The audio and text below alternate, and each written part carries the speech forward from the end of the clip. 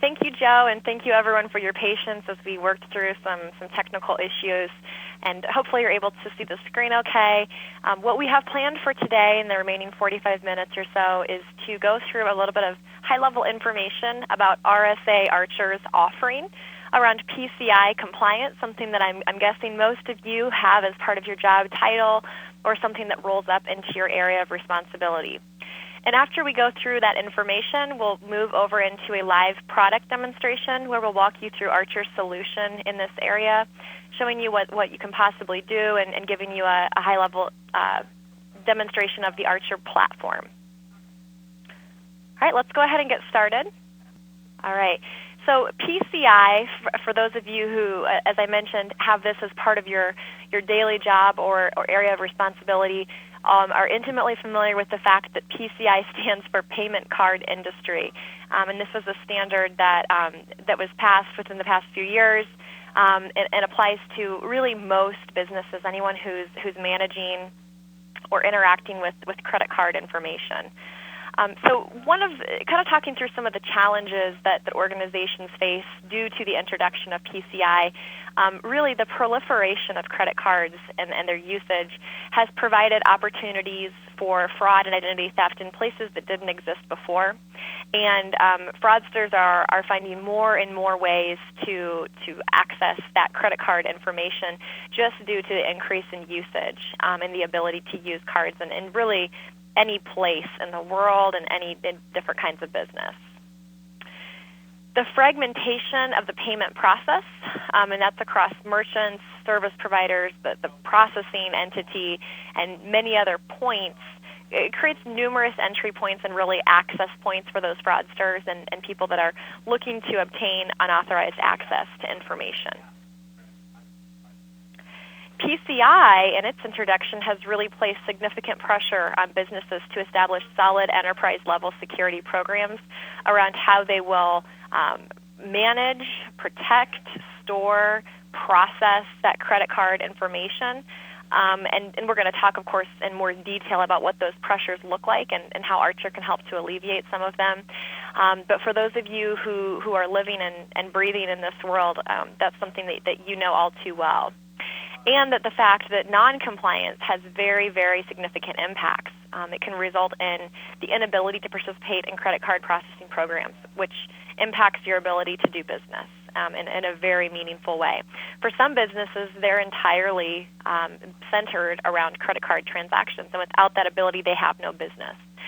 So compliance, the cost of compliance, is warranted to spend the money and to spend the resources, but by no means does that make it easy. And it's always a challenge because it's a continuous assessment.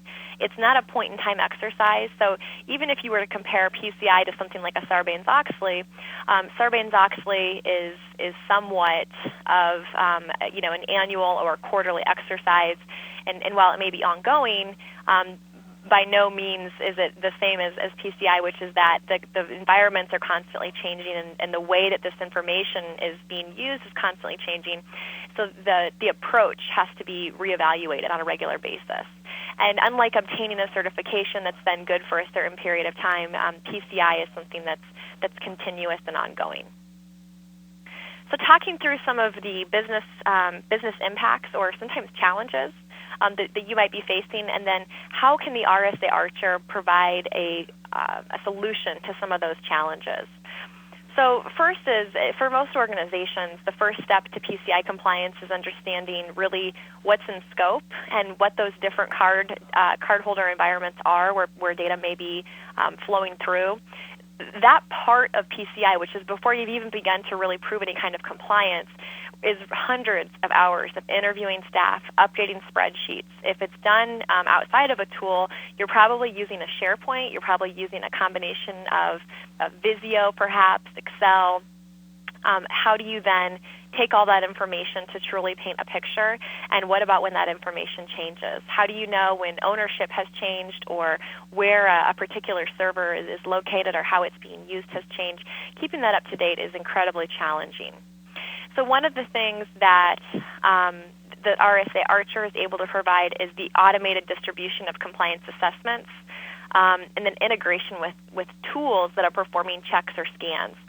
So this is where the information that's been tracked in the Archer Enterprise Management solution can be leveraged to then assess in a more automated fashion with the owners of those assets, rather than conducting interviews, asking questions, updating documentation.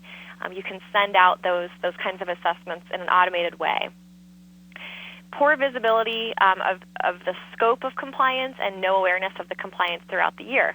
Well, this is where if you're conducting those activities on an ongoing basis in that automated way, the Archer reporting engine and the ability to create dashboards will provide you with the ability to see that data point in time or real time at any time that you like. So you can give executives access to a dashboard where they can log in and see with their own two eyes what the status of compliance is as it relates to PCI and its requirements, or as it relates to your infrastructure. Compliance reporting is stored in spreadsheets and represents one point in time.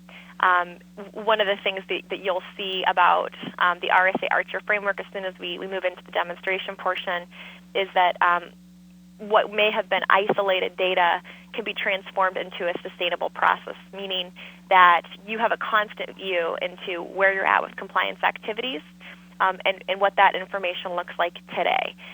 So a spreadsheet is only going to be as good as the last time it was updated. Within RSA Archer, information can be updated in a much more automated way with you seeing the output of that. The other piece to the PCI compliance process after the assessments have been completed and that information has been gathered and maybe analyzed in some way is what are the remediation and exception activities that need to take place in order to get us to where we want to be. And those are typically tracked outside of a tool, maybe in a spreadsheet or a SharePoint site. The ability to track exceptions, automate the workflow around the decisions that are made, documenting those decisions, being able to report on that at a very high level is something that the RSA Archer PCI compliance solution offers. And then lastly, that compliance data. What if, as you go out to perform your compliance assessments and validation activities for PCI, what if a lot of that validation has already been completed, or there's something that could get you started? When you start to think about a more holistic GRC tool as opposed to a point solution to manage PCI, you start to think about all those different groups working together, working towards the same objective of compliance with a variety of sources. If that information lives in one place, you're able to collaborate with those other teams that are working towards the same goal. And you're able to look at those compliance processes not as singular, but maybe individual in some ways, but where it makes sense to collaborate and integrate, that's what Archer is going to allow you to do. So allowing you to work together where that makes sense and where collaboration is possible, but to keep things separate where they need to be when they're different enough from each other. All right, so how does Archer do it? And this is really a preview to the demonstration we're about to complete. But just to walk you through kind of the phases of our solution, the first step is defining your cardholder data environments, or CDEs as they're sometimes called. Those CDEs then are what you're going to use to associate the appropriate controls. So I need to know what I'm complying, what parts of my business need to be compliant. And then the documentation of the control framework, which if you're licensing other Archer solutions already, this may already be done. And it's a matter of being able to say, here are my controls that I have in place around particular types of assets to comply with particular parts of the payment card industry standard, or PCI. All right, the next step is once we have identified what's in scope for compliance, we've identified what our controls are going to be to show compliance, it's time to assess, validate that those controls are actually effective. So rather than doing those point-in-time interviews or spreadsheet gatherings, you can establish your assessment, send it out as it needs to be sent out, collect that information. So automating self-assessments, managing issues, exceptions, and remediation, and then reporting on your overall compliance. So end-to-end, that process is defining the environment, documenting the controls that you'll have in place to comply with PCI requirements, scheduling and executing those ongoing assessments for compliance, and then managing the resulting exceptions or remediations. And that gives you the ability to then report on every stage of that workflow as well as the overall results. And not just are we compliant or non-compliant at a control level, but at a PCI level. What can we show for that report on compliance that the auditors and regulators are expecting to see? Measuring your success. Who hasn't been asked, how do we prove ROI? Some of the areas where Archer has some really hard numbers on what people are able to do is it's very simple to be able to see initially how many PCI requirements were we meeting and at what percentage were we meeting those requirements. After implementing a tool like Archer, now where are we at? The same thing is how much time are we saving to measure compliance with new versions of PCI? Once you've established that framework, when PCI 3.0 comes out in a year or so, it's going to be much faster for you to look at what's new in PCI 3.0, what has changed, and then what needs to change within our controls framework to be able to map to that.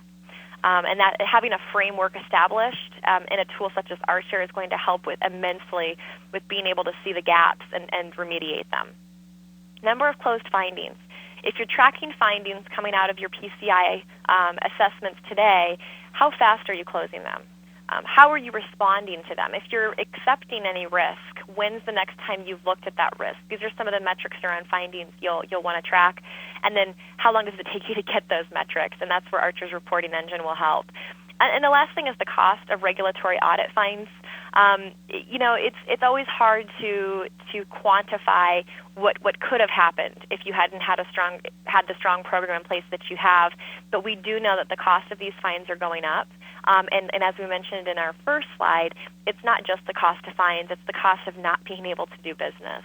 If you're an online retailer or you're an organization that relies heavily on credit card transactions, you know that the cost of a regulatory fine is nothing compared to what you would lose with being unable to conduct business for a period of time. All right, so as you can see in the quote at the bottom, before we were managing work in 2 or 3 places, but with Archer, we have one place to manage all of our work. People are completing assessments and mitigating risks, not focusing on administrative tasks. What are those administrative tasks that you're probably working on today? It's sending out a spreadsheet, realizing 2 weeks too late that you never got it back, sending out an email to that person only to realize they've changed jobs and trying to track down the person that would now be responsible, and by now you're 3 weeks past due to where you meant to be. So let Archer take care of creating and notifying people of their work. Let Archer take care of being able to quantify and summarize that work and allowing you to focus strategically on how you can continue to drive compliance within the organization. At this point, we're going to switch gears and share something a little bit different. So just give me a second to switch over to our demonstration environment.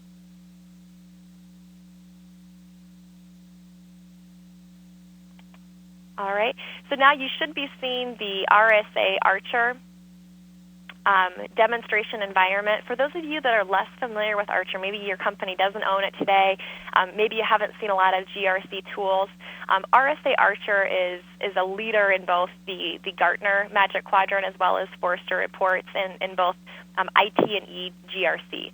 And we're one of the GRC tools that really has a lot of flexibility. It's a web-based product, and you'll notice that what I'm sharing with you is a web browser. I'm using Internet Explorer. And that's the only client that a user needs to have installed on their machine in order to access all of the data that's being stored. All right, now, right now I am logged in as a system administrator, but please know that most users, when they log in, are going to see a limited set of data. Only what they need to do their job, only what they're responsible to complete. So the tabs that we see are one of the ways that we present them with the most relevant information. If I log in as a user who owns a particular system or a facility within the organization, I'm going to see a view that's relevant for that job. And that dashboard or workspace, as we call that tab, is going to present me with all of the reports and information that I would find most useful. What's great about these reports is that they weren't coded. In fact, nothing we're looking at right now was coded into the system. If you want to change the logo, if you want to add tabs, add reports, change the way they're displayed on the layout, it's all done through a graphical user interface or a GUI, and it's all point and click, drag and drop, wizard driven. What does that mean? It means that you don't have to hire Rsa Archer's consultants to do the work if you don't choose to.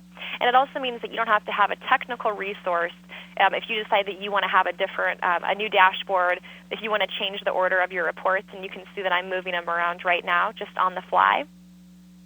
All right. You really have a lot of flexibility in how you display information and how you provide access to your end users. All right. So within Pci Compliance, which is one of the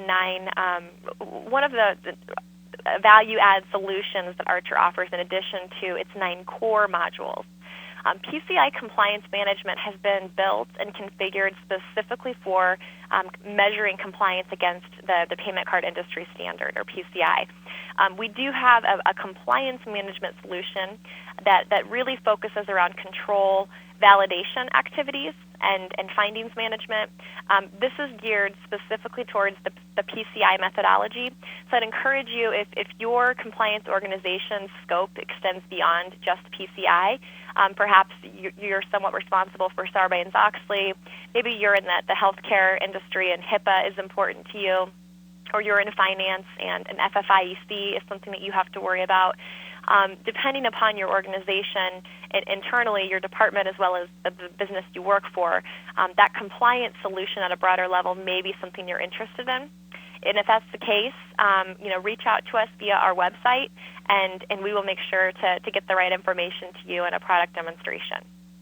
But for today, this is very PCI-centric. So what we're looking at here on this dashboard is a summary of some of the data coming out of the work that's being done. And we're going to walk through a PCI compliance project here in a minute. The one I want to draw your attention to is this PCI 2.0 compliance drill down analysis. This is a report in Archer, so you can always modify it. But what it's showing us is for each requirement in PCI, and there are 12 of them, I'm able to see a compliance rating of low, medium, or high, and that compliance rating is being based on the percentage of non-compliant controls. So we talked about establishing that compliance framework. If we've linked our controls and our controls library back to the various requirements within PCI, I'm able to see at a very high level, show me the compliance status for requirement 1, and then I can even break that down further to say, show me for each of those sections or subsections within PCI, show me how many of my controls are non-compliant. All right, so very powerful in terms of being able to present information at a high level to an executive or management group, but also giving them that ability to continue to drill down to say, wow, we have 19% of our firewall, router, and configuration controls that are non-compliant rolling up to PCI. I want to drill in and learn more about that. They can click in to see why there's a 19% of our controls that are non-compliant. Another report that I want to point out to you is down here, and we're going to talk about the SAQ. But this is where I can see for each of my projects that I have in play, each of those compliance-related projects, which of our assessments have we deployed? So this is the SAQ. I have the SAQ B, A, D, so on and so forth. Here I can see which ones of those have been applied for a project, and if there are more than one, I might want to know why. So I can click into that. So drillable reports with real-time data. I can see the assessments of that variety that roll up to these particular projects. So these are the 2 projects where we've deployed that assessment. I can continue to drill in to see more. All right, so that just shows you some of the output that's possible. I'm guessing you're probably wanting to know where this data is coming from. So one thing we talked about was the ability to map controls to the PCI framework or standard, and that's something that really would be done in Archer's compliance management solution. So we're not going to go into a lot of detail about that today. Just know that would be a phase 1 approach, is understanding what controls specifically your company has in place to satisfy the various PCI requirements. But kind of walking through that phased approach or that workflow that we talked about during the slides, I'm going to go into one of my PCI compliance management projects. All right, so you can see a listing of all the projects that we've completed or are working on. I'm just going to click into the second one here. And this is going to pull up a form for me. This form is really, think about it as something that you could obviously change. You're going to hear me say that a lot throughout the demonstration. All of those changes are done through that point-and-click graphical user interface. But think about this as the place where we're really establishing a few things. What's in scope? for this particular environment or project, who's involved with that, what assessments have been completed, and ultimately, do we have an ROC or a ROC, a report on compliance, and an attestation of compliance, or the AOC. All right, and then kind of what are the findings? So think about it almost as a hub for all the activity related to this particular project, and you can track whatever you like. Some of the things that we're capturing are who's helping and running the project, the level or tier, the business units impacted, and then some dates. One thing that you're able to do with Archer is to establish estimated completion dates or due dates, and as those due dates approach or are passed, you can send notifications to the right people to remind them of the commitments that they made. You're also always able to report on an overall status, which may include things like a compliance status, which is non-compliant. We'll talk about where that's coming from here in a minute. Archer gives you the ability to upload attachments as well as images. So here where I say my high-level network diagram as part of establishing the scope of this, when I click on that, it's going to open up a new window for me with the actual image itself. And obviously ours is nothing that's real, but the same concept would apply. So I can see a thumbnail of the image while I'm looking at the record, and if I want to blow that up, I can just click on it to do so. Now, scrolling down, this is where we really start to get into the natural stages of PCI compliance around a particular environment. So the first thing we want to identify is the scope of compliance. What are the cardholder data flows? That's the first step, because we need to know where the data hits so that we can understand which assets are then in scope. So within this, I can click the View button to see more than what's just being shown here. All right, so it's telling me what business process is impacted, and you'll notice that when I hover over it, it's kind of like a hyperlink. In an Archer, that's called a cross-reference. And if you documented enterprise infrastructure information, such as a library of business processes, maybe your asset repository, if that's being fed in from another system of record, you can actually cross-reference those items. And if you would ever choose to do so, you can click into that process name to see more about it than what's displayed here. All right, so I have a full profile for my business process, including if I wanted to see all the cardholder data flows that are mentioned, that mention this business process. All right, so this is where I know this is my data flow. Now that I've established that, it's time to establish which infrastructure components are in scope within that data flow. So scrolling back down, I have my cardholder data flows. I have here are my databases or file stores that are impacted, my applications, the servers and appliances, network devices, and then service providers that may touch that data at some point in the flow. All right. For each of these, you'll notice the blue View button off to the left. I can click into that to see that full record. So in this case, if I've got Easy Record Couriers, it describes what they do for us, and it describes whether or not they have CHD access, as well as whether or not they're PCI compliant. It can also see the date of their last review, which can be used to flip a status to say, is this supplier currently considered compliant by us? Yes, they say they're PCI compliant, but we have not looked at them for almost 2 years now. All right, now if you're leveraging Archer's vendor management solution, that would be a case where you may choose to create a cross-reference back to the vendor management or the vendor profiles. Otherwise, if you're not, you don't have to, and this is an example of how you can avoid documenting all your vendors from a procurement system and just documenting them individually as it relates to these cardholder data flows. All right, so you can see that we're really identifying a lot of different elements that may be in scope at a very high level. The next phase is this contact information tab, which is where we're identifying who's involved with this. Now, we're going to probably have additional people involved from the aspect of that they own some of the assets in scope, but these are the people that will be interviewed. These are the people that are internal stakeholders to the project. And then also if you've hired a QSA or you have a QSA on staff, who is that person going to be? Once we've identified the scope, we know who's involved, we know our time frames, the next piece is the compliance assessments. And for those of you that are working in PCI today, you might be doing these assessments through a spreadsheet. Maybe you have a tool that helps you, but likely you're doing it very manually. And a lot of times I'll talk to customers that say, well, I can't just send out an FAQ.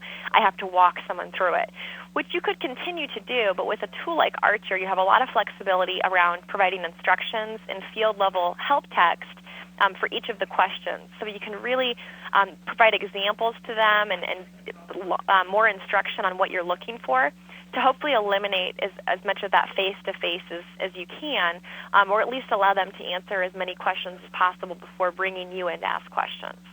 So we're going to take a look at an assessment, but before we do that, one of the things I want to do is I'm going to just click this Edit button, which, keep in mind, even if I'm able to see a compliance management project in Archer, I may not be able to click that Edit button. Or if I'm able to click the Edit button, there could be fields that are hidden or just uneditable for me. So for example, I might say that anyone who's a PCI compliance owner can access this record, but only the PCI compliance manager can change the completion date and the assessment commencement date. All right, so keep in mind that just because I clicked Edit doesn't mean that everybody would have the rights to do so. But the reason I went into Edit mode is I wanted to show that you're able to make a selection here about which FAQ you want to launch. And then when you click to add a new assessment targeting this project, it will automatically add the right questions. So you can have really one massive FAQ assessment, but picking out the right questions to have on that assessment based upon which version or which type you want to launch. All right, so I'm going to go ahead and pick on a questionnaire that's already been launched and completed to show you what it looks like. And what typically happens is somebody's assigned to complete the assessment, and that can be a manual assignment or more automated. They receive a notification via email that gets sent from Archer automatically. They click a link, and they're brought into the Archer environment. And typically, they're not going to see everything. You can choose what gets displayed to them and what does not. They wouldn't see a summary just yet, and they wouldn't see any findings because they haven't answered the questions. But Corey is going to come in, and his job is to answer all the questions which have been grouped together by requirement. So I can see the questions around requirement 1. Now, in addition to mapping each of the sections of PCI to a library of controls, you can map it to a library of questions. What that means is that if PCI requirement 1, section 1, subpart 2 asks, is there a network diagram and is it current? We've turned both of those requirements from PCI into questions. So if they say there must be a current network diagram and it must be kept current, we know that yes is the right answer to these questions. If someone tells us no, we have a problem or we have a finding. We need to remediate that, or in some cases choose to accept the risk in order to be able to show compliance to PCI.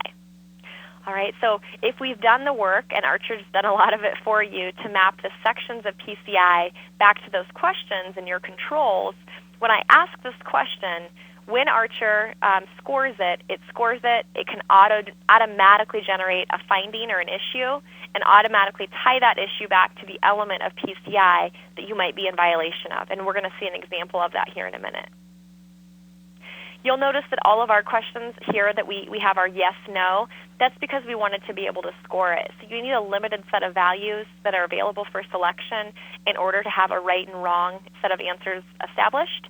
But keep in mind, these can be a broader list of answers. So it could be how often do you perform vulnerability scanning on critical assets, and the answer could be weekly, monthly, yearly, never. I don't know what a vulnerability scan is. All of those answers could be there. As long as one of them is right or one of them is wrong, you're able to then have Archer score that. You can also give people, when they're answering with more of a yes-no type response, the ability to add color commentary. So by clicking this little yellow square, Archer will bring up a comments box where it'll note automatically that I'm the person submitting the comment. It notes the date that I'm submitting it. And I can even add an attachment. So it's just another way of providing explanation and evidence for why I answered the way that I did.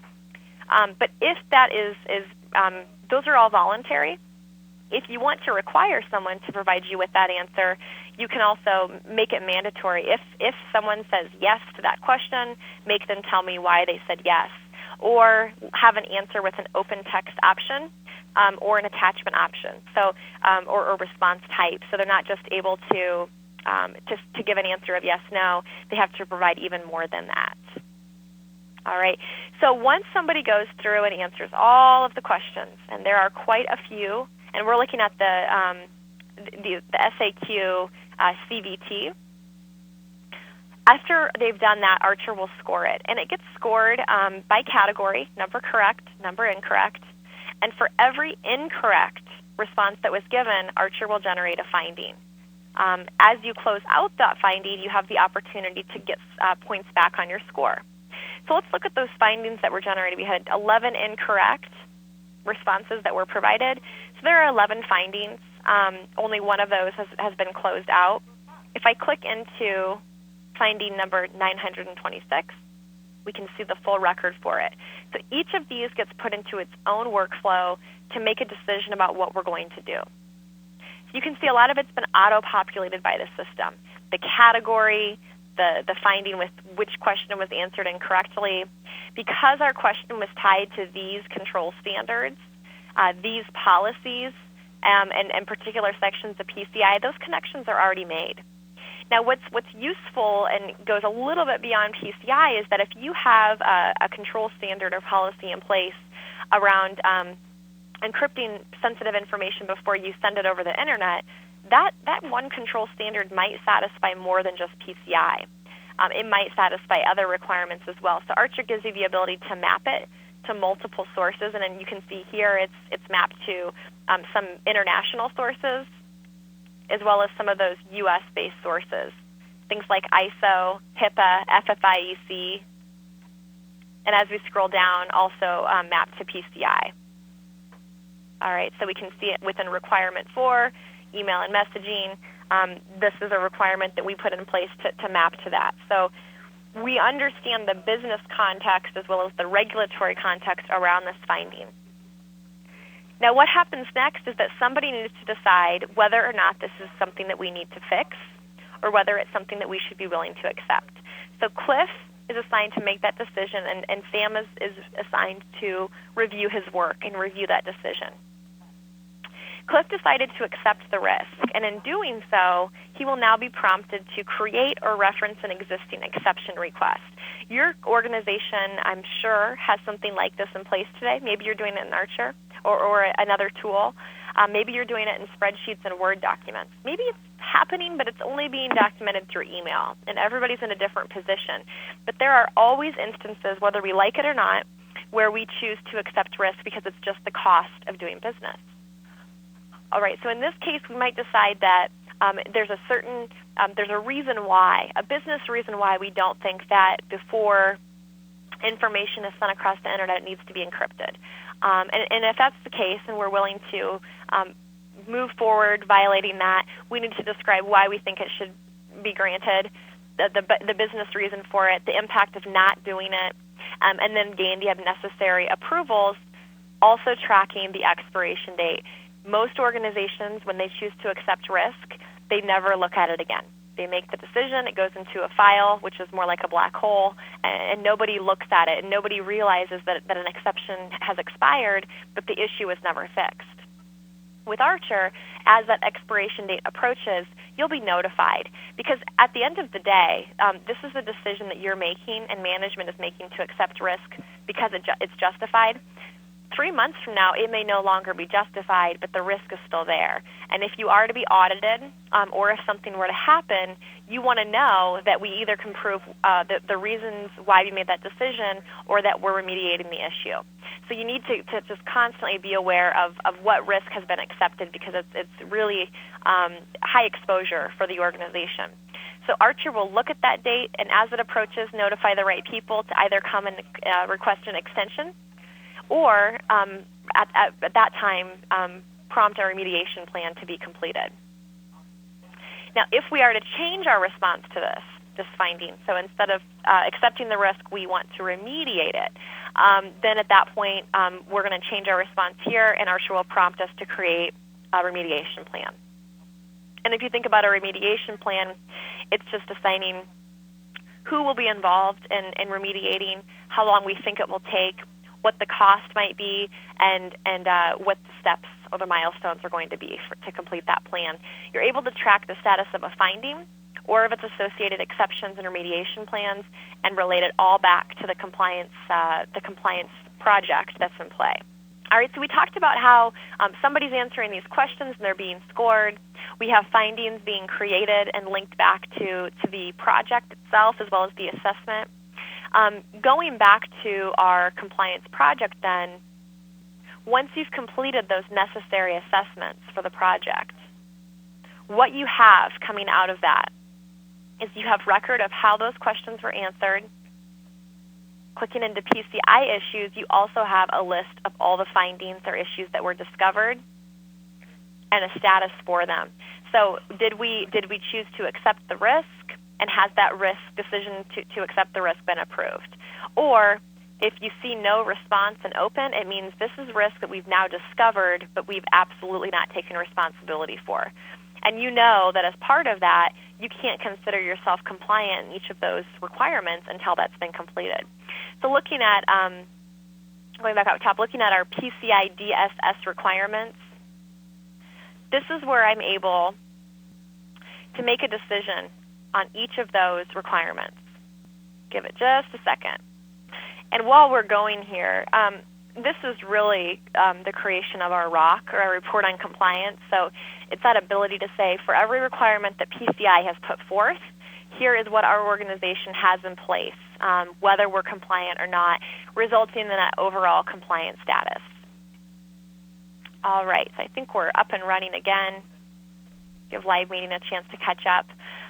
So within this, I can see each of my PCI requirements and an overall, the ability to track an overall status of compliant or non-compliant.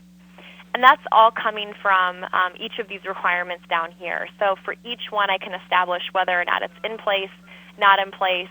Once it's been completed, I have the ability to export that. So Archer will let you export into Excel, Word, PDF, CSV, HTML, XML. Or you can build your own template, so your own ROC template, for example, to automatically export that report on compliance and provide it to any kind of a regulator or authoritative body that may be asking for it.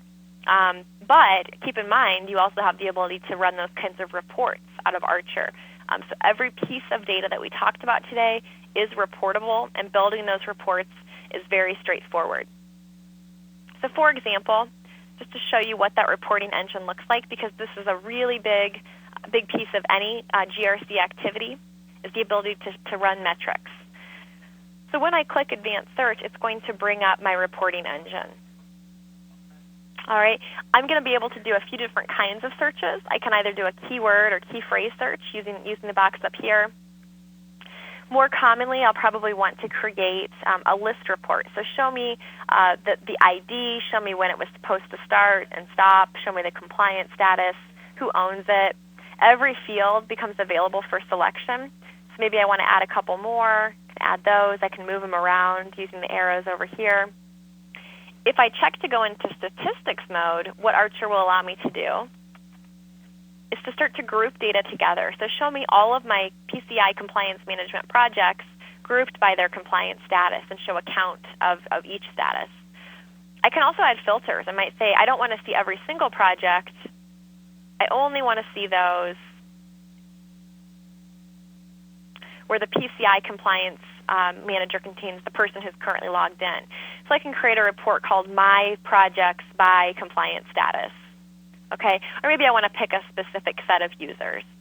I only want to see those for Lisa, Bruno, and Joe. And I only want to see those where the business unit contains EMEA. All right, so I'm looking for the business unit. Maybe I'll decide I don't care about that. I'm going to go ahead and click Search. And first, Archer is going to return just the raw data. So for EMEA, we only have one. I can turn it into a chart. I can change that chart into a variety of types. So I can make it a funnel chart, and these are all going to look pretty goofy because there's only one record that meets that criteria that we set in our filters. But you can imagine as EMEA has more and more of these projects, I build this report one time, I get the colors just right, I get the look and feel just right, and then from there, Archer is automatically going to update that report with all of the real-time data. So if I save this report, and I have the option to save it as a global report that I can share with others, or a personal report, and we'll call this all right, so EMEA PCI projects, save it as global or personal. We'll keep it personal in this case. I click Save. I never have to run that report again. In the future, when I want to know which projects have been completed for EMEA, I just go and I click to add it, or click to run it, and there it is. And if in the meantime a new one was added for EMEA, I see that represented on the chart. So you don't have to spend a lot of time building reports. You build the ones you want up front, and they're there waiting for you. All right. So just as a review, kind of the stages of PCI, defining that environment, defining your control structure and what controls you have in place to comply with the various PCI requirements, sending out the SAQs to the appropriate individuals, identifying findings, responding to those findings, and being able to generate a report on compliance. In addition to that ROC, you also want to have some additional reports. Reports on where you're at in the project management, reports on ownership, and reports on trending. Where are we seeing the biggest tick or the biggest spike in the request for these projects? Why are we seeing so much in March, and how can we maybe level that out a little bit more to make it easier on our team? What's in queue? What projects are coming up, and what projects have been completed? All of that data can be added to a dashboard and accessed at any time by anyone that should be given access to see it. All right. So in the meantime, I'm going to go ahead and try to answer some questions. One person wants – oh, I'm sorry. This was about the live meeting dial-in. So hopefully in the meantime, you guys were able to figure that out and to answer that. There's another question that says I think somebody who's maybe having a very specific issue with Archer, even if I completed all 10 questions, the status shows 80% and not 100. What's wrong with this case that you can think of? That sounds like a pretty specific question, but in general, I would make sure that all the questions that you're answering are on the layout of your questionnaire. If something's off the layout, it's being asked, but there's no way to answer it. So oftentimes you'll want to pull that onto the layout just to make sure that that there's nothing behind the scenes that Archer views as being unanswered in order to see it truly completed at 100%, would be my guess with that one. Okay, we have a couple more coming in. It looks like we have just a couple minutes left, so we'll try to answer them as quickly as we can. What are the biggest challenges to avoid when first implementing PCI within Archer? I would say that really the biggest challenge is when implementing any business process into Archer, whether it's PCI or whether it's something else entirely, is to make sure that internally your process has been very clearly defined. It's so easy to configure within Archer that I would say the biggest problem is not having really thought through a great design plan in terms of what you want the system to be able to do, who the people are that will be involved with it, and then, of course, what kinds of reports you want to be able to get out.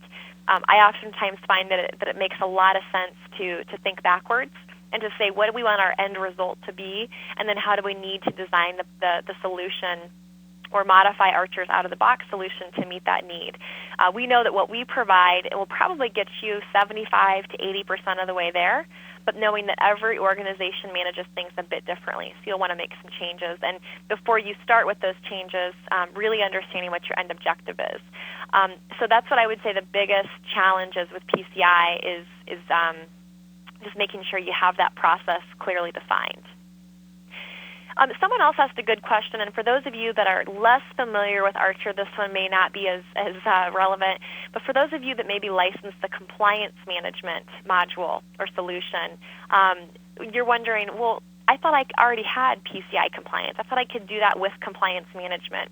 And the answer is absolutely that you can. The difference that we're providing here is really that ability to scope out an environment that you need to determine a data flow and all the elements involved in that data flow. It's really just a way to group those assets together so that you can go and perform the SAQ targeting that environment. So that's where the on-demand application, for those of you familiar with that term, or ODA, that's where it really comes into play. There's another question about overlap between PCI and PII. In terms of compliance management for those areas, we see a great deal of overlap, and that's one of the reasons why our compliance management solution touts the ability to test once and answer many. If you're testing a control or a policy or a standard, whatever term your organization uses, that would be applicable for both PCI as well as PII regulations or data privacy standards, our motto would be write the control in a way that complies with both, test it once, and your answer will help you then show compliance to both. Now, that's not always possible, and sometimes you have to have controls that are specific to one or the other, but where there is overlap, that's where having a governance framework like Archer can help you identify those areas so that you're not duplicating efforts. All right. Someone else asked, what's the difference between compliance manager and owner? Typically in Archer, you'll find that we have two stages of workflow built into just about everything, which means that there's somebody that's responsible to typically make a decision or take action, and someone else who's responsible to review that person's work. So it's however you would choose to define it. For us, we like to think that there's someone that's maybe responsible for more of a PM or project management role in the PCI compliance use case, and someone else who's maybe responsible from an organizational perspective, who owns that activity but isn't responsible for the day-to-day operations of it. That's just the way that we kind of have outlined it, but we know that most organizations would change that. All right. I think that answers all the questions that have been asked today. So I want to thank you for joining. I'm going to flip back to my PowerPoint very quickly because there's a couple other things I just wanted to show you. A couple things that are upcoming. If you are looking for Valentine's Day plans next week, it's going to be a Solvency II Compliance and GRC webinar. So you can sign up through the link you see on the screen, and they'll be sending out some information for you. We try to do these just about every single Thursday. They're public, they're free, just to introduce you to some of the key GRC topics and how Archer can help solve some of the problems they present. Other upcoming events to be aware of, the Rsa Conference for 2013 is being held in San Francisco, and it'll be February 25th through March 1st. You can register. It's a great event, lots of security professionals and different vendors providing booths and information. And the other thing to keep on your radar and start to plant the seeds for attending is the Rsa Archer GRC Summit. And that's going to be in Washington, D.C. this year. If you've never attended, it's about 3 days. We have customers come from all different kinds of organizations at all different levels and roles. And for 3 days straight, we share presentations. Customers share most of them on how they're using the tool and how they've improved compliance at their organizations. And then you have some who are administrators of the product, so very hands-on. Others who are at the director and senior VP level presenting how the tool has enabled them to get better visibility and really present to high-level members of their organization or even the board.